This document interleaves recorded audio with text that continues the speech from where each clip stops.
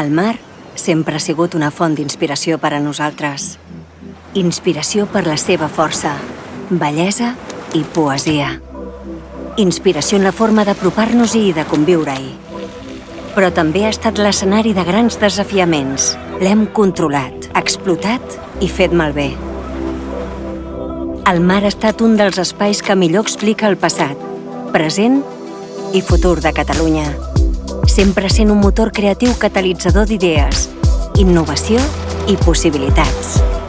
Si l'any 1992 Barcelona es va obrir al mar, ara, amb la Copa Amèrica, volem que el públic s'acosti a ell a través d'una exposició on explorar la seva relació amb la tradició, l'esport, la innovació i la sostenibilitat, on els visitants també puguin participar i donar la seva opinió.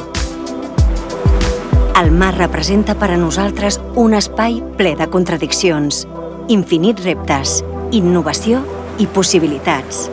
Al cap i a la fi, és un reflex del que som.